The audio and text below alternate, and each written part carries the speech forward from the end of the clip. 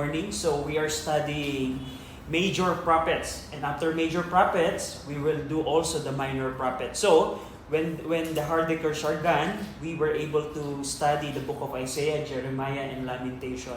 So by the way, if you want a handout, I can print out. Just let me know. Or if I forget it next week, I will provide 2 copies so that you just have something to refer to. Anyway, so today we're going to study the book of Ezekiel. So probably it would take more than a month in order to study this. So just like what we did in our previous study of other books, we were not able to study it verse by verse. But we will try to do it chapter by chapter when we go to the survey of the book. So as an overview, so we're going to study the book of Ezekiel. So we will just give the high-level view, the summary, the background of the book. Now, let's start by go over in Ezekiel chapter 1 verse 3. So today, pag-aaralan natin ang libro ng Ezekiel at titingnan muna natin ang goal ng ating pag-aaral, katulad ng ginawa natin sa ibang libro. Hindi natin ito mapapag-aralan verse by verse, pero pipilitin natin na maunawaan at least chapter by chapter. We're trying to understand the book so that when you deep in, when you do your personal study, personal reading, you will have a sufficient background about the context of the book. In Ezekiel chapter 1 verse 3, the word of the Lord came expressly unto Ezekiel the priest, the son of Buzai, in the land of Chaldeans by the river of Chibar, and the hand of the Lord was there upon him. So dito, in Ezekiel 1:3, we see kung sino yung writer, who is the human writer ng book of Ezekiel. So, let's study first about the authorship of the book of Ezekiel. So, let's study, sino ba ang nagsulat ng book of Ezekiel? And we know na si Ezekiel to. Ang pangalang Ezekiel, the name Ezekiel comes from the Hebrew word Yehezkel, which mean God strengthens or God will strengthen. So, ibig sabihin ng pangalang Ezekiel, ang Diyos ang nagpapalakas. Ang Diyos ang nagbibigay ng kalakasan or ang Diyos ang magbibigay ng kalakasan.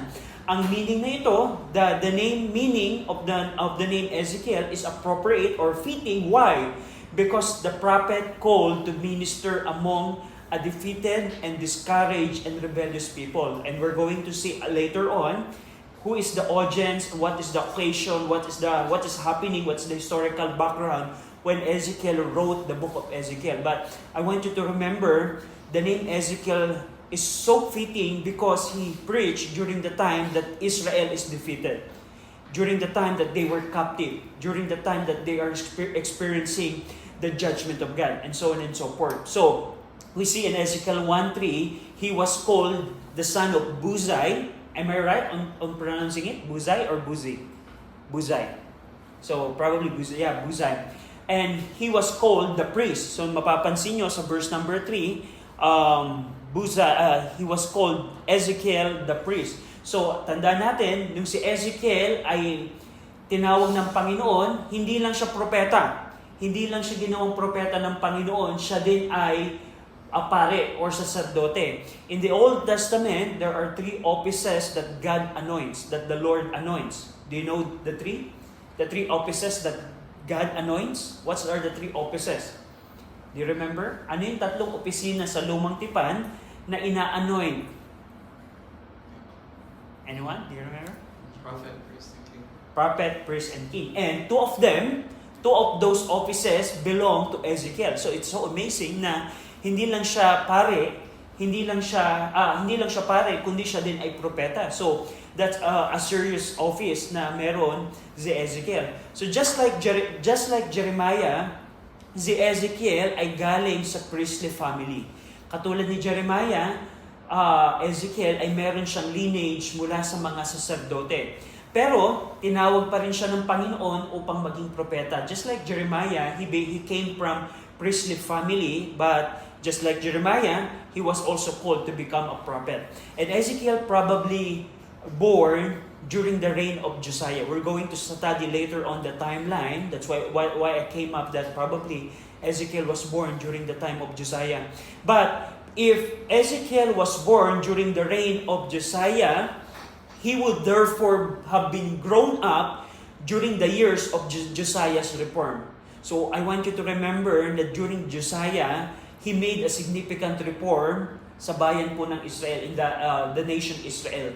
And if Ezekiel was born during the reign of Josiah, early years of Josiah, he would have been grown up when Josiah made a reform throughout the land. So that's something that we can notice. And one of the things that Josiah did is the recovery of the book of the law in the temple. If you can remember the history of the kings, Josiah did the recovery of the law in the temple. So we need to notice that. So yun yung pangalan Ezekiel. I want you to remember what the name Ezekiel means is God strengthens. And isang bagay that we need to remember kay Ezekiel, two things that we need to remember in Ezekiel: he came from a priestly line, and also he ministered and born during the time of Josiah. So next, let's see yung priestly background ni Ezekiel at yung kanyang prophetic call. So balikan tanaw natin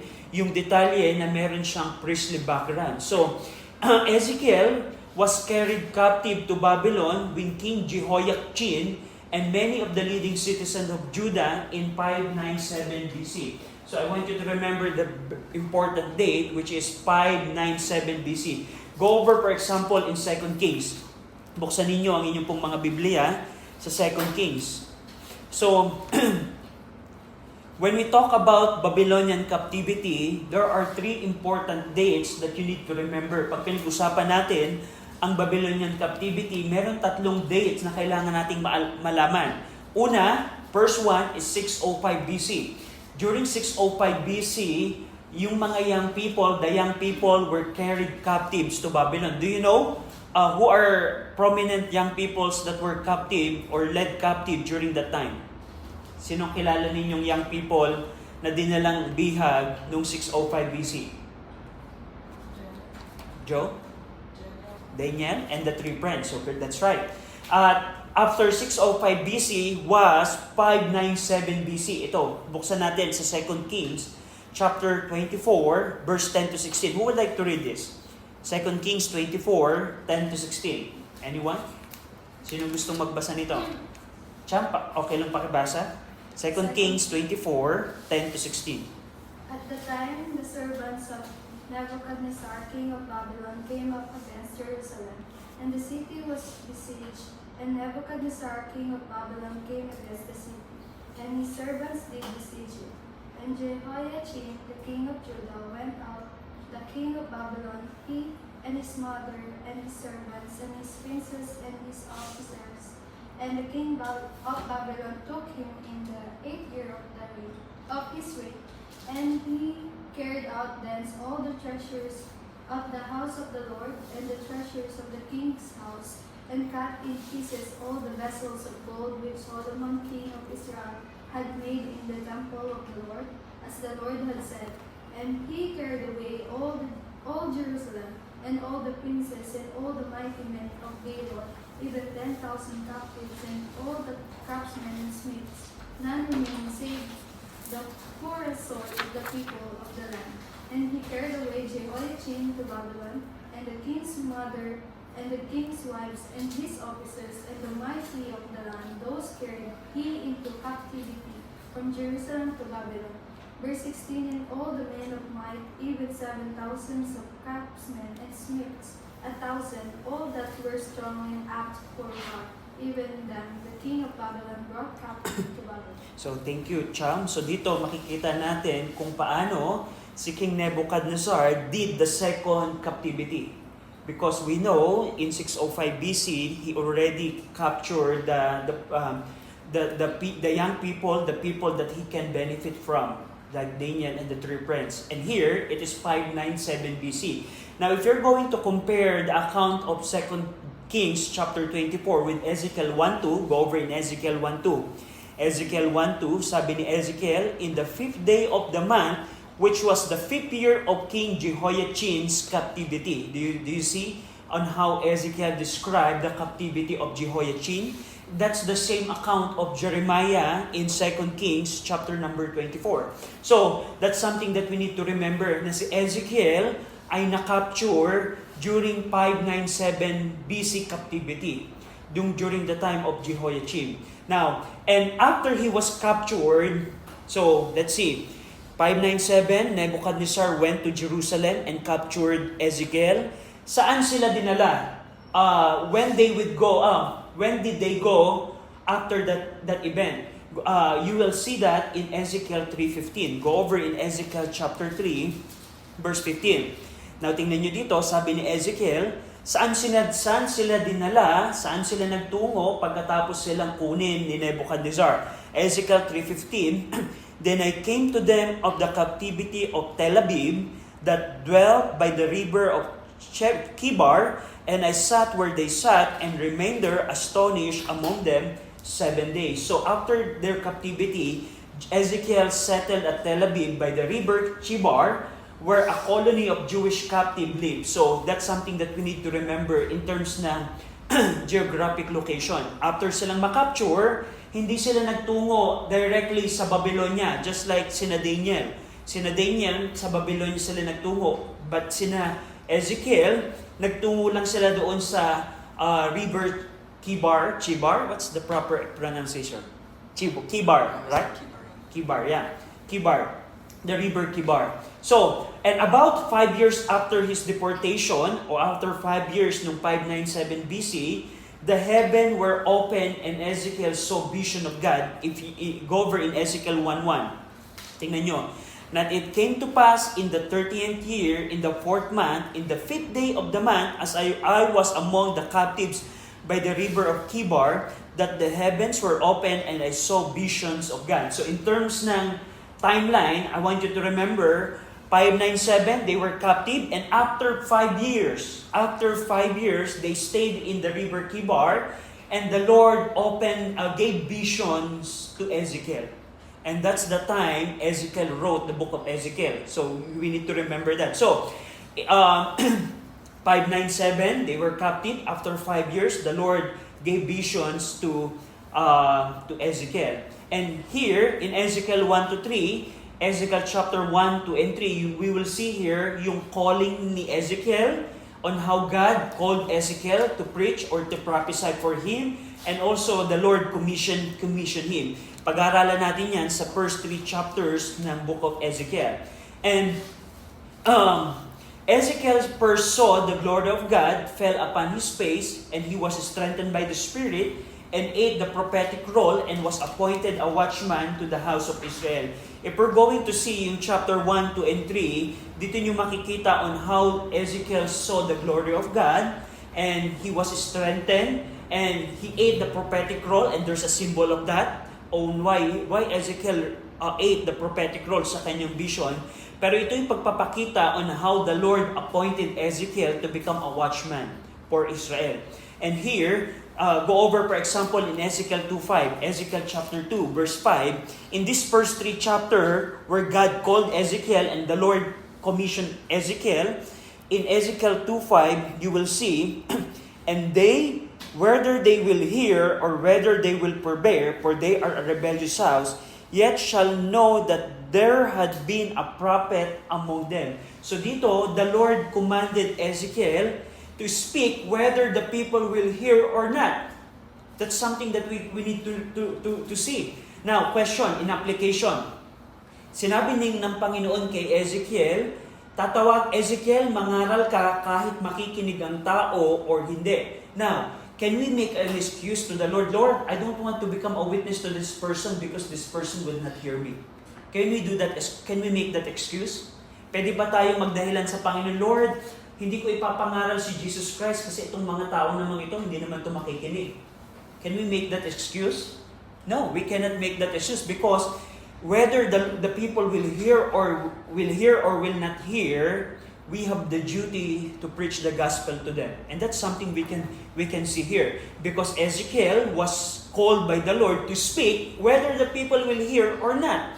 And that's something that we need to capture. So, do you think it will be easy for Ezekiel to preach or to prophesy or to minister to the Lord? Knowing the probability that perhaps the people will not hear him. Sa tingin niyo madali kaya 'yon? Ito meron tong probability na pwedeng hindi makinig or pwedeng makinig. Pero ang point dito na kahit ang tao ay makikinig or hindi, kailangan pa rin nating ipangaral ang gospel. Right. We need to continue to be a witness for the Lord. So, that's something we need to see to Ezekiel. So, we see sa chapter 1 to 3 yung priestly background at yung kanyang prophetic call. Now, tingnan naman natin yung rank ni Ezekiel among the prophets. So, if we're going to compare Ezekiel with his contemporary prophets, what can we say about? So, Ezekiel ministered during the same general period as Jeremiah and Daniel. So, kung tatandaan natin, sino ang mga kasabayang propeta ni Ezekiel nung siya ay naglingkod?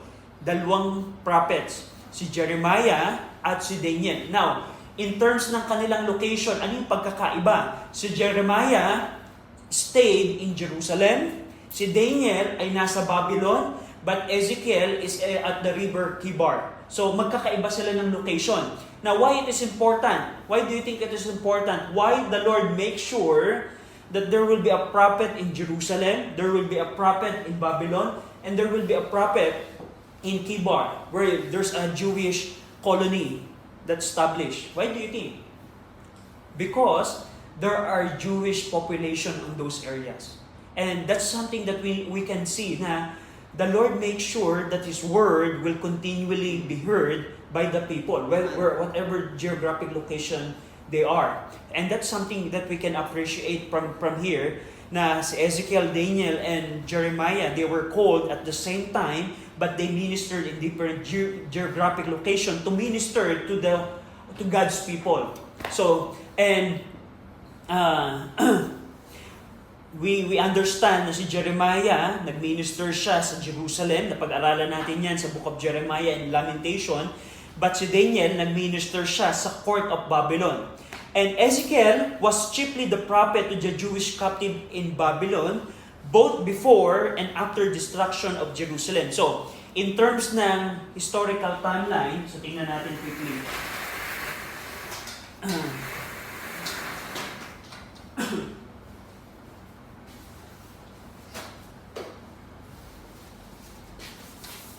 So, tingnan natin quickly yung historical timeline.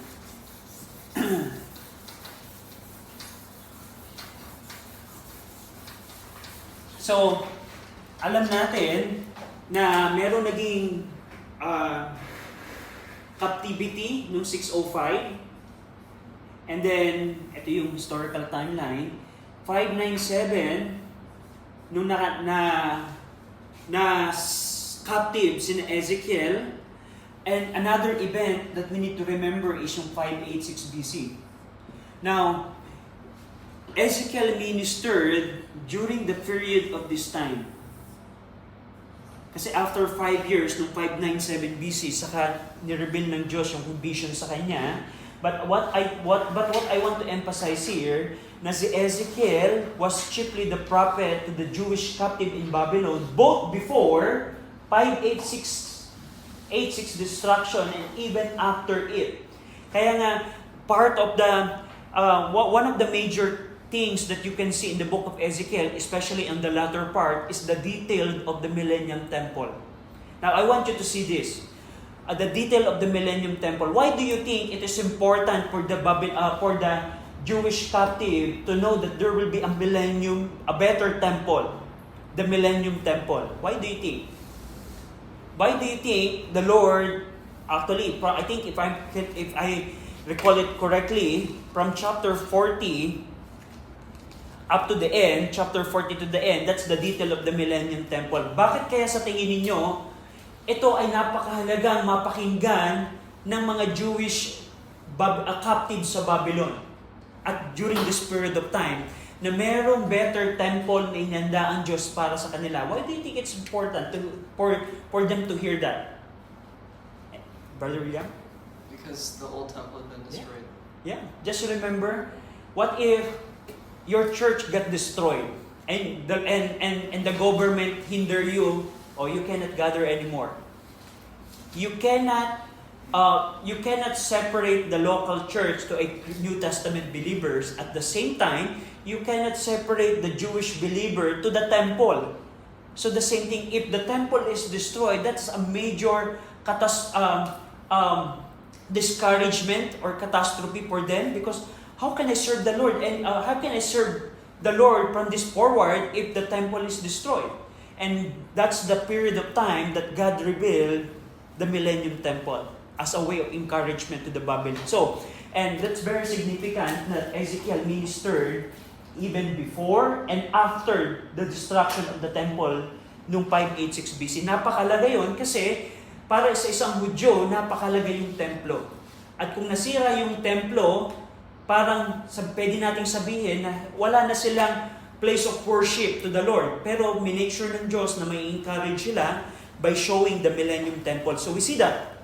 Another thing, dahil si Ezekiel ay nag-minister primarily sa mga captives ng Babylon, si Ezekiel ay pwede nating tawagin, we can call Ezekiel as the prophet of the captivity. We can call him the prophet of the captivity. If we can call Jeremiah the weeping prophet, we can call Ezekiel the prophet of captivity because he primarily ministered to the captives. And he is also known the prophet of vision. Pwede din natin siyang tawagin. Some called Ezekiel as the prophet of vision. And you will, when we read the book of Ezekiel, you will understand that there are many visions that the Lord revealed to Ezekiel. Also, we can call him the prophet of the glory of the Lord. Bakit? Kasi si Ezekiel ang nakakita ng kaluwalhatian ng Panginoon. And not only that, the prophet of personal responsibility. So those are the things that we can see sa ministry ni Ezekiel and how we can compare him sa other prophets. And because of his influence among the exile and his strong emphasis sa holiness, worship, and temple, and even personal responsibility, Ezekiel has sometimes been called the father of Judaism. Para sa mga Hudyo, para sa mga Jewish Orthodox, they consider Ezekiel as the father of Judaism because dun sa kanyang napakadaming emphasis sa mga bagay na nabanggit, yung holiness, worship, and the temple, and so on and so forth. So those are the things that associate the terms and title that many people associate to Prophet Ezekiel. Now, tingnan man natin yung character and personality ni Ezekiel. Now, it is important na malaman natin yung character and personality ng prophet so that we can know him more as we read the book of Ezekiel. One thing that we can see kay Ezekiel is that he was strong, fearless, firm, and obedient. So if we're going to summarize yung personal characteristic ni Ezekiel, siya ay malakas, walang takot, siya ay matapang at masunuring propeta siya.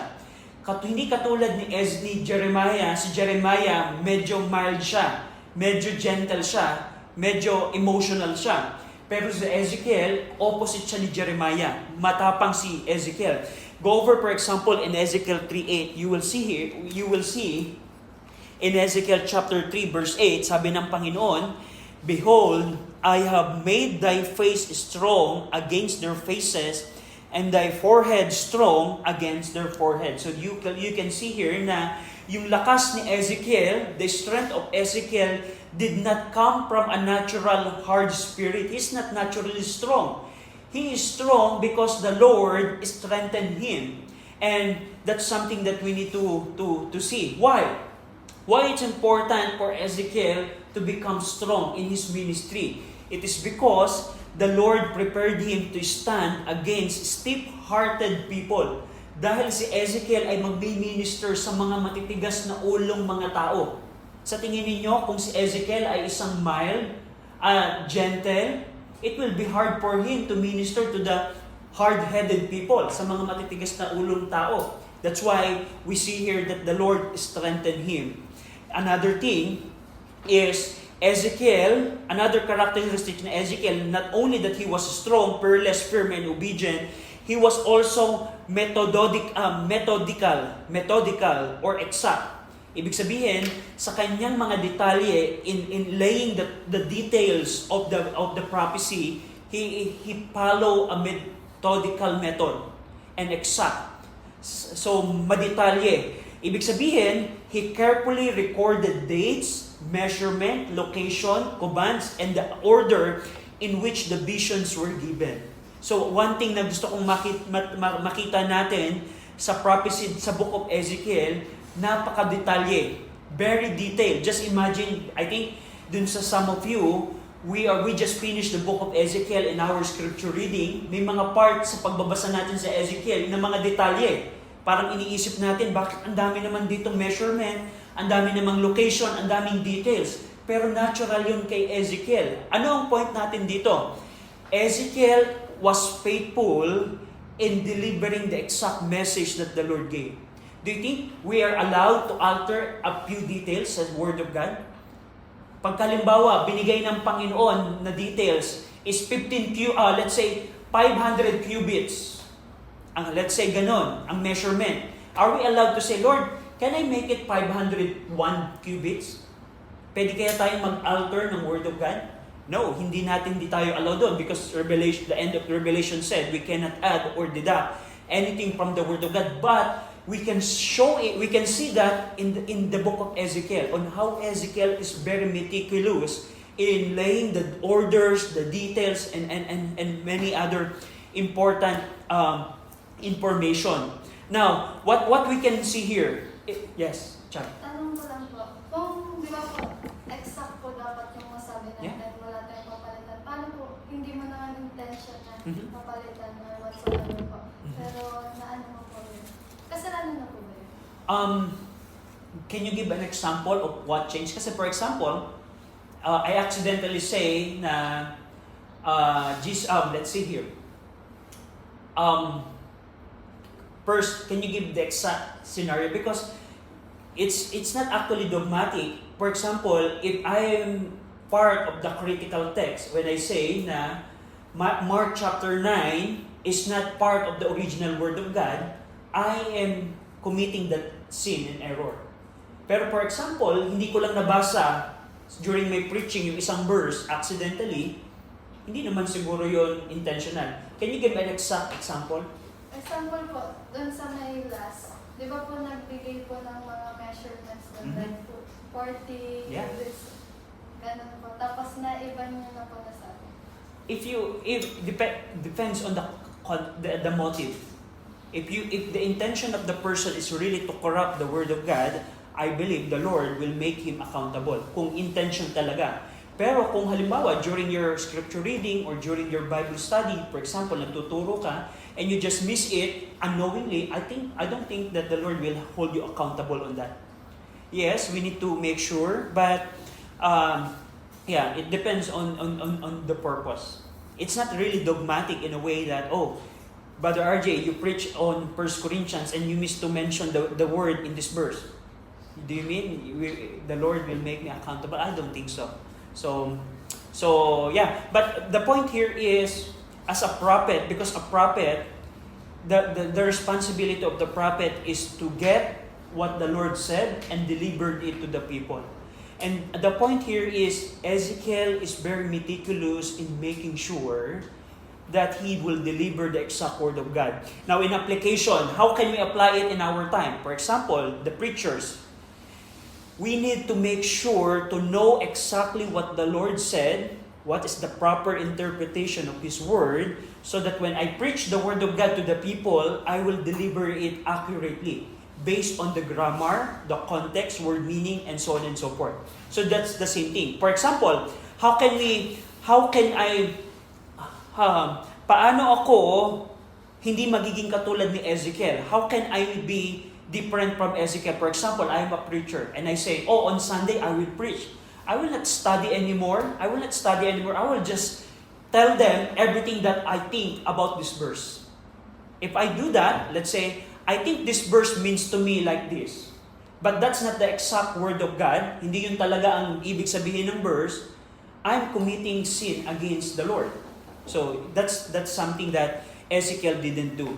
So not only Ezekiel was fearless, strong, he was also methodical and exact. And also, aside from that, he was also imaginative or artistic. Ibig sabihin, if you're going to see yung book of Ezekiel, makakakita kayo ng maraming visions, allegories, parables, poem, symbolic action, and detailed description. So, pagpapakita ito ng not only the vision, yes, but the character of the writer himself. And aside from that, though his message was often severe, Ezekiel had a shepherd heart. Na kahit yung kanyang mensahe, especially in rebuking the sin of the people, meron siyang shepherd heart. Tingnan nyo, for example, sa Ezekiel 9:8. Ezekiel chapter 9, verse 8. Ezekiel 9:8, let's see here. Ezekiel 9:8, and it came to pass while they were slaying them, and I was left, that I fell upon my face and cried and said, Ah, Lord, wilt thou destroy all the residue of Israel in thy pouring out of thy fury upon Jerusalem? So, hindi lang siya puro tapang. Meron din siyang puso na parang pastol sa mga tao. At yet, that's something that we need to see. Tandaan nyo, mercy and truth should always be balanced. Right. Not only 100% truth, but mercy is 0%, that's not good. But we need to make sure mercy and truth will be equal in our ministry. And that's what Ezekiel did. Even though he was fearless and strong in delivering the word of God, you can see sa kanya yung puso na maawain bilang pastol. So, also, he was also willing to obey God in difficult and strange and painful assignment, even when his action exposed him to misunderstanding and ridicule. Na kahit yung ministry niya ay mahirap, kahit yung mga tao ay ayaw makinig sa kanya, kahit yung pinagagawa ng sa Panginoon sa kanya ay parang imposible, na natili si Ezekiel na sumusunod sa Panginoon. So yun yung mga bagay na pwede nating makita sa character and personality ni Ezekiel. Now, tingnan natin yung marriage and personal life ni Ezekiel. Hindi katulad ni Jeremiah, tandaan natin, alala niyo, may asawa ba si Jeremiah?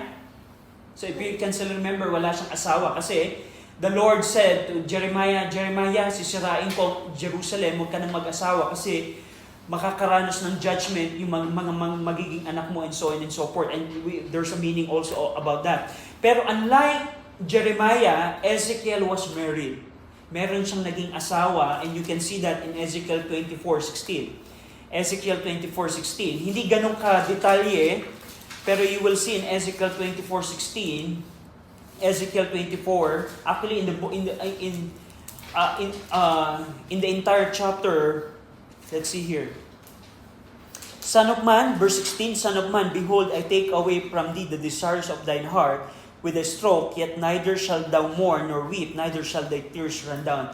So yung desire of thine eyes, that's probably referring to his wife.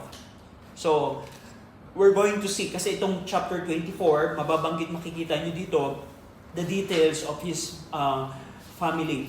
Not only that, pag binasa nyo yung verse 15 to 24 ng chapter 24, makikita nyo yung sudden death ng wife ni Ezekiel.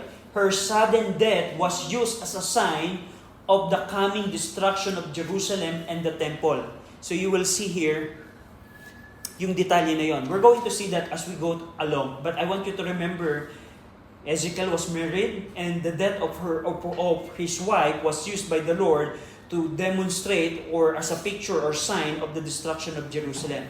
And Ezekiel was commanded not to mourn publicly in the customary manner. Sinabi ng Diyos, Ezekiel, huwag kang magluluksa sa iyong asawa. Why?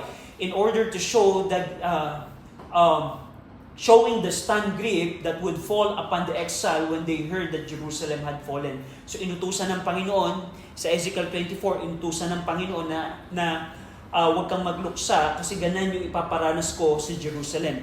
And we don't know if Ezekiel had children, so we don't have a clue. Probably meron, probably wala.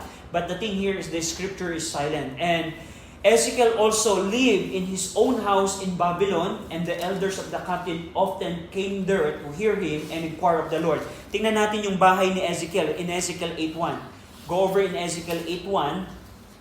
Ezekiel 8:1. So nagkaroon ng bahay si Ezekiel doon sa colony malapit sa Babylon. Ezekiel 8:1, and it came to pass in the 6th year and the 6th month, In the 5th day of the month, as I sat in mine house, and the elders of Judah sat before me, that the hand of the Lord God fell there upon me. So that's something we can notice, na merong naging tahanan sa Babylon si Ezekiel. So, last about Ezekiel is the duration of ministry and death. Tingnan natin gaano katagal nag-minister si Ezekiel. So, base sa timeline na ito, Ezekiel began his prophetic ministry in the 5th year of Jehoiachin's captivity. So if you're going to do the math, 597 minus 5, around 593 BC. Kasi backward. Around, so we can say na nag-start ang ministry ni Ezekiel noong 593 BC. 593, after 5 years ng 597. And his latest dated prophecy was given in the 27th year of the captivity. Yung pinakahuli, the latest. Tingnan nyo sa Ezekiel 29. Ezekiel 29, 17. So if you're going to see yung mga prophecy ni Ezekiel, kasi we remember, Ezekiel is very detailed in recording the dates. When did he receive it? And what's the vision? What are the details? And in Ezekiel 29:17, he mentioned the date when he received the latest vision. Go over in 29:17. Anyone can read this? Ezekiel 29:17, Brother William. And it came to pass in the 7th and 20th year, in the 1st month, in the 1st day of the month, the word of the Lord came unto me, saying, So makikita nyo dito, in the 7th and 20th year, in the 27th year. Now, if we're going to do the math, ilang years ang naging ministry? How many years did Ezekiel minister? If you're going to do the math. If Ezekiel started after 5 years, tandaan nyo, ang pinaka-point of reference, the point of reference ng dating ni Ezekiel is nung 597. If he ministered, if he received the first vision nung 5 years after captivity, and he received the last vision 27 years after the captivity, how many years did Ezekiel minister? 22 years. So, if you do the math, 22 years.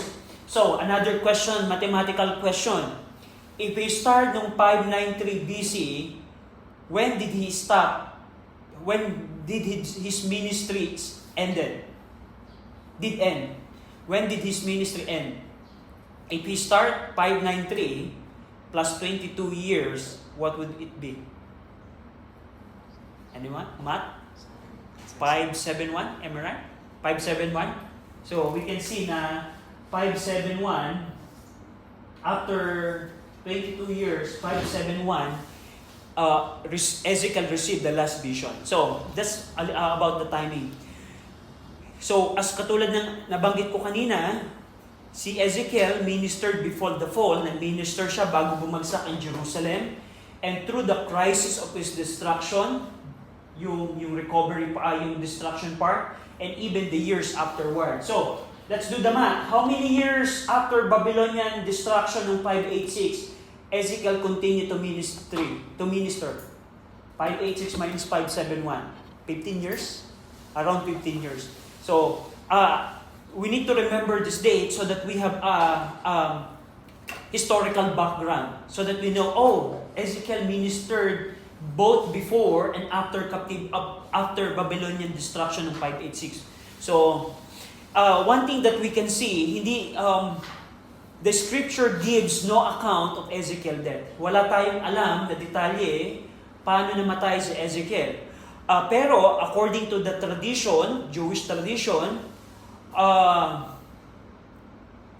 later tradition concerning his death are uncertain and have no definite biblical confirmation. So hindi katulad ng kay Jeremiah. Yes, Jeremiah, there's no reference also about the death of Jeremiah, but the Jewish tradition about Jeremiah's death is quite strong. Na si Jeremiah ay namatay sa Esad sa Egypt at siya ay pinatay sa Egypt. Hindi katulad nito, si Ezekiel, we don't have any concrete scripture silent because the only basis that we have is scripture, but even the external sources ay wala. So, yun ang all about kay Ezekiel. Any question? Any question about Ezekiel? Meron kayo tanong? patong kay Ezekiel. Now, tingnan natin quickly yung team. So, currently, in our setup, I will not ask you to provide the team because the book is so long. But I'm planning when we go to the minor prophets, you can read it in few weeks, few days. I'll probably ask you again na mag-provide ng team ng minor prophets. So, ngayon, wala muna akong assignment sa inyo. Probably later on, I'm going to team. Pero, ang theme ng book of Ezekiel is the glory of the Lord. So if we're going to simplify what's the theme of Ezekiel, the glory of the Lord. And we're going to see bakit ganun ang tema ng book of Ezekiel. And pwede nating tawagin na ang book of Ezekiel is the book of the glory of the Lord. One thing that proves that the theme of the book of Ezekiel is the glory of the Lord is the repeated statement na they shall know that I am the Lord. Marami kayong phrases na makikita sa book of Ezekiel, yung parara lang, they shall know that I am the Lord. At ito ay nagpapakita, God intended this phrase to be repeated multiple times to reveal Himself through judgment, preservation, and restoration fulfilled in prophecy. Dito ipapakita ng Diyos yung kanyang kaluwalhatian sa pamamagitan ng kanyang pag-judge sa bayan ng Israel, pag-preserve and even pag-restore sa bayan ng Israel. At ang book ng Ezekiel, dinideclare nito that the Lord rules over Israel. So, pwede din natin makita dito sa book of Ezekiel yung sovereignty ng Panginoon, na ang Diyos ang nangunguna sa buong mundo. Hindi lamang sa Israelites, hindi lamang din sa Babylonia, pati yung mga surrounding nation, even history, judgment, and even future kingdoms. If the Lord controls Israel, He controls Babylon because the Lord will judge Babylon. Even the surrounding nation, nabanggit din dito yung surrounding nation, hindi lamang kingdoms of their present time, even the kingdoms in the future. Up to the millennium, God is in control. So if you will come up with the theme, the sovereignty of the Lord, it's also fine for me. Kasi makikita nyo dito yung sovereignty ng Panginoon. So, tingnan natin yung tema. Yung theme ng book of Ezekiel, it includes the glory and majesty of God. It also includes the sin and idolatry of Israel, the certainty of divine judgment, the personal responsibility of every soul, the destruction of Jerusalem and the temple, the judgment of the Gentile nation, the preservation and restoration of Israel, the gift of a new heart and a new spirit, the coming shepherd king, and lastly, the return of the glory of the Lord. So, yun yung mga detalye. That's why I came up sa glory of the Lord. Lahat ng ito ay nagpo-point out sa kaluwalhatian ng Panginoon. One thing na makikita nyo, if you're going to read the book of Ezekiel, you will notice a movement. Makakakita kayo ng pattern, makakakita kayo ng movement. Ano yung movement na ito na nagpapakita ng kaluwalhatian ng Panginoon? Una, sa chapter 1, you will see there, the glory of the Lord is revealed to Ezekiel in Babylon through vision.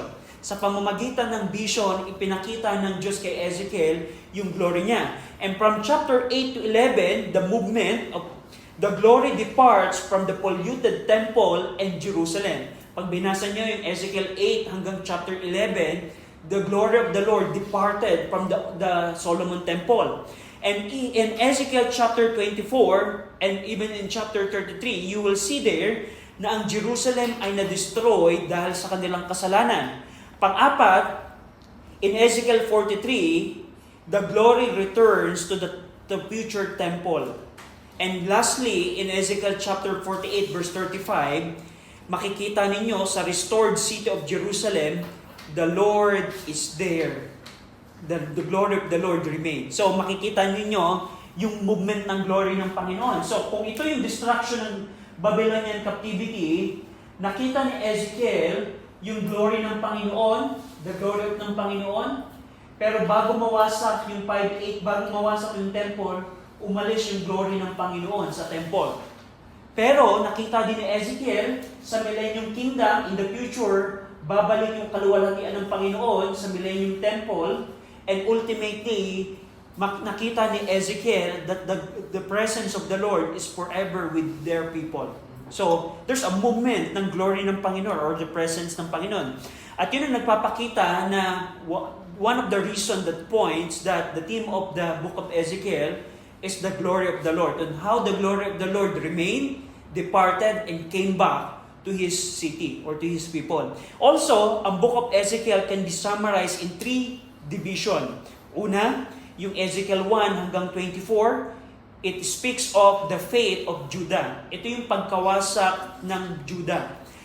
Chapter 25 to 32, ito yung foes of Judah, destruction of Judah. And lastly, the future of Judah and Israel, the restoration of Israel. So, kung gusto nyong masimplify yung structure ng book of Ezekiel, you can divide it into 3 parts. Yung fate ng Judah, yung foes of Judah, and future of Judah. And another thing, but if you want to divide the book of Ezekiel into 2, so meron kayong 3 options. Una, you can divide the book of Ezekiel into 3 parts: the fate, the foe, and future of Judah. But also, you can also divide the book of Ezekiel into 2. Ano yun? Jehovah is not there, and then the second part, Jehovah is there. So, pwede niyong i-divide ang book of Ezekiel. Tingnan ninyo, sa mga chapter ng Ezekiel, alin doon ang nagpapakita that Jehovah is there. So, you can identify you can identify yung mga chapters. And you can also see na merong part ng book of Ezekiel that Jehovah is there. So, you can divide the book of Ezekiel into that manner. And last, before Jerusalem fell, Ezekiel's main message was, the city shall be destroyed. So, bago may mangyari yung 586 BC, si Ezekiel ay constant na nagsasabi, babagsak ang Jerusalem, babagsak, mawawasak ang Jerusalem, and so on and so forth. And pagkatapos ng 586 BC, one na makikita ninyo sa book of Ezekiel, kung before 586, Ezekiel was saying the city shall be destroyed, pero pagkatapos ng 586 BC, after the fall, Ezekiel message became, the city shall be restored. So very amazing. So you can divide also the book of Ezekiel into 2. The message of Ezekiel, the city shall be destroyed. And then the second part, the city shall be restored. So you can notice that in the book of Ezekiel. So yan yung book of Ezekiel, that's the theme, and that's the author. Any question? Meron kayong tanong? Any question? Brother WT? Yeah. Is the entire book, is Ezekiel by the River Kibar the entire book? I think so. I believe so. Because I don't see a point of time that he changed geographic location. If I remember it correctly, the only place that was mentioned is on chapter 1. And I don't see any changes on his geographic location. Probably, he changed location, but we're not sure. So, yeah. Any other question? Meron tanong? So, kung next week, ipagpapatuloy natin ito, I'll provide another copy. So, you need to keep this so that you will have a compilation ng Book of Ezekiel. Brother WT, can you pray for us? Panginoon, maraming salamat, Lord, sa inyong katapatan sa amin, Lord. Thank you po para sa klase na ito at sa mga katotohanan mula sa inyong word. At bigyan niyo po kay Brother RJ yung mga salita na dapat niyang sabihin sa preaching. And I ask that you bless the evening preaching as well. Sa ngalan ni Jesus, Amen. Amen. Salamat. We're dismissed.